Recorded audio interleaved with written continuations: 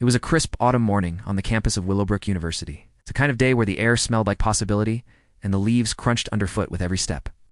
Alex trudged across the quad, their backpacks sagging with textbooks and a quiet dread. The first day of class's jitters were long gone, replaced by the dawning realization that they'd signed up for a Herculean task. Researching and presenting on Willowbrook's history for their university's prestigious Founders Day? Then Jess's voice cut through the morning hum. She bounded over, her red hair blazing in the sunlight, a whirlwind of energy in ripped jeans and a vintage jacket. "Alex, you got a second," she said, grinning, already scribbling on a piece of paper. "I have so many ideas, but we need to get started if we're going to finish this project." Alex managed a weak smile.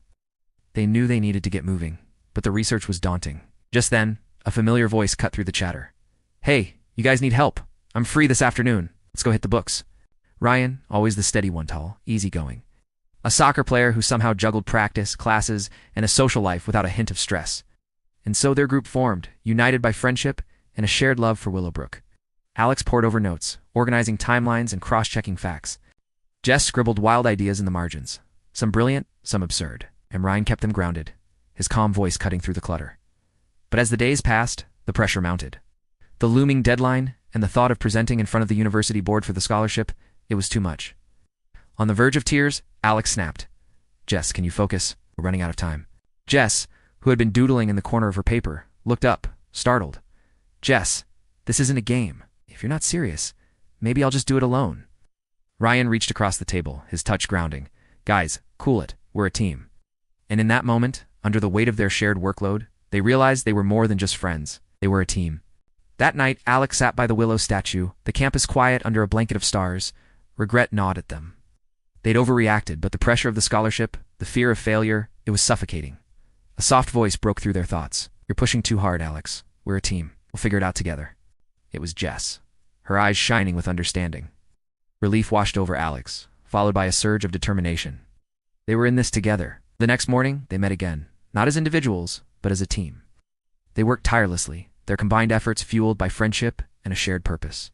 They explored the university's archives, poring over yearbooks, student newspapers, and dusty documents. They interviewed alumni, each story adding a new layer to Willowbrook's rich history. Then came the presentation day. The lecture hall buzzed with anticipation as Alex, Jess, and Ryan stood at the front, their project polished and ready. They spoke about Willowbrook's past, their voices echoing with pride and passion. When they finished, applause erupted. Professor Linden rose, beaming. "Exceptional work. You've captured Willowbrook's spirit beautifully." Later that day, as the sun dipped below the horizon, they celebrated. Jess raised a cup, grinning. "To teamwork and to Alex, for keeping us in line." Alex laughed, their gaze drifting to the willow statue. It seemed to glow in the twilight, a silent witness to their journey. Maybe the legend was true. Luck did seem to follow those who believed. But as Alex looked at their friends, their faces flushed with victory, they realized that their success wasn't about luck. It was about the power of friendship and teamwork.